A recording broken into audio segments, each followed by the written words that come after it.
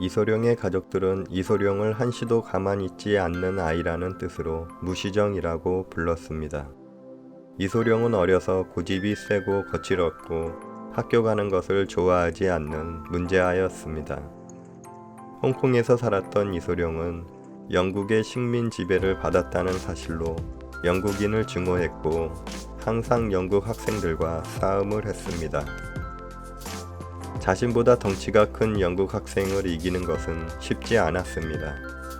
싸움을 할 때마다 매번 얻어맞았지만 결코 패배를 인정하지 않는 자존심이 강한 아이였습니다. 경찰이 이소룡의 집을 수시로 방문했고 결국 중학교에서 퇴학을 당했습니다.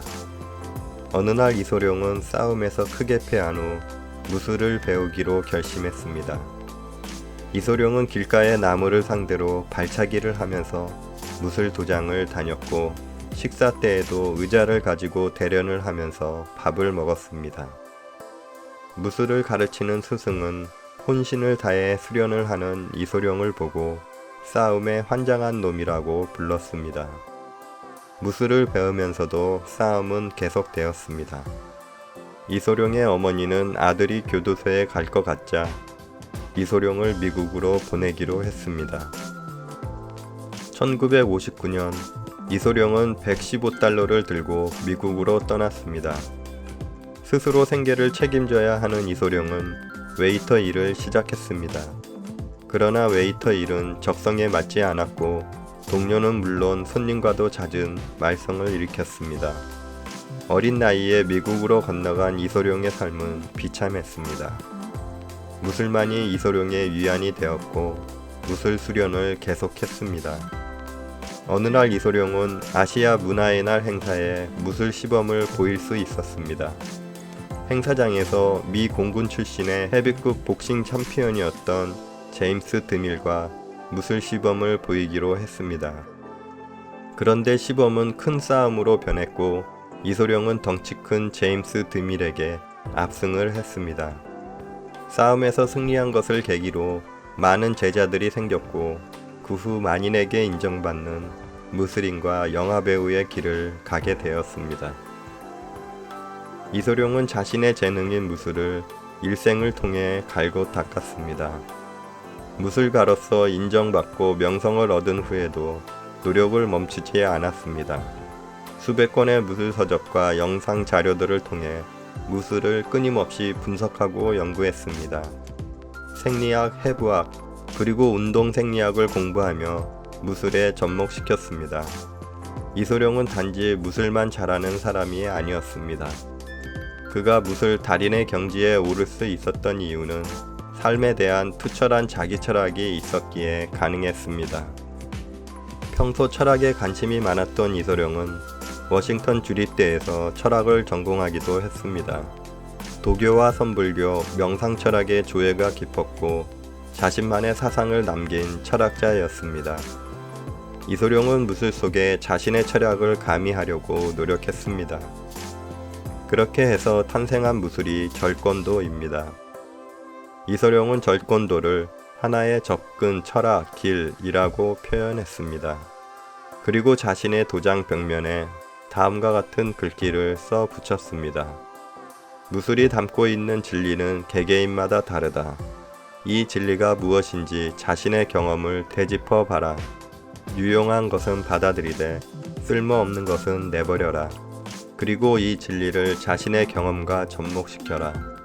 창조적인 인간은 어떤 무술 양식 또는 체계보다 더 귀중하다. 육체적인 훈련뿐만 아니라 정신의 중요성을 강조했던 이소룡은 많은 어록을 남기기도 하였습니다. 나는 만 가지 발차기를 하는 사람을 두려워하지 않는다. 하지만 하나의 발차기를 10,000번 연습한 사람은 두려워한다. 나는 쿵우의 대가가 아니다. 나는 대가이기 이전의 학생이다. 대가로서 지식과 전문성을 갖추고 있지만 아직 배우고 있다는 의미에서 학생이다. 나는 맹목적으로 사람들이 가는 길을 따라가거나 그들의 법칙을 받아들이지 않는다. 첫째 끈기, 둘째 끈기, 셋째 끈기. 심과 능력이란 매일매일의 연습을 통해서만 창출되고 유지되는 것이다. 끊임없이 노력하라. 나는 매일매일 성장하는 것이 기쁘다. 진실로 나는 어디가 한계인지 모른다. 확실히 매일 새 지평이 열리거나 새로운 세계를 발견하게 된다.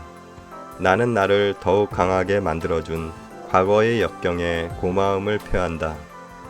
훈련은 목적을 다루는 것이 아니다. 훈련은 인간의 정신과 감정을 다루는 것이다. 자기 극복이 끝났을 때가 성공의 시작이다. 싸움의 끝은 자기 자신을 향해 있는 것이다. 성공이나 실패는 없다. 단지 그것들에 대한 마음만이 있을 따름이다. 단념하거나 주눅들지 않는 한 어떤 사람도 패배하지 않는다.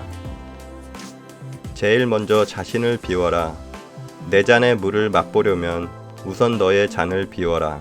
너의 기존 관념과 고착된 생각을 모두 비워내고 중립이 되라.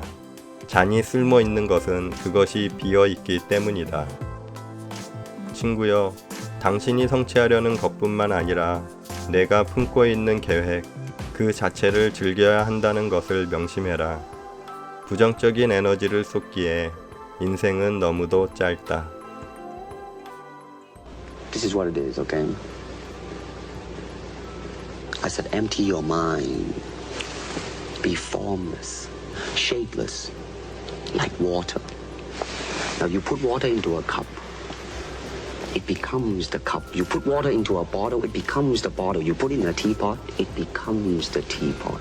Now water can flow or it can crash. Be water, my friend.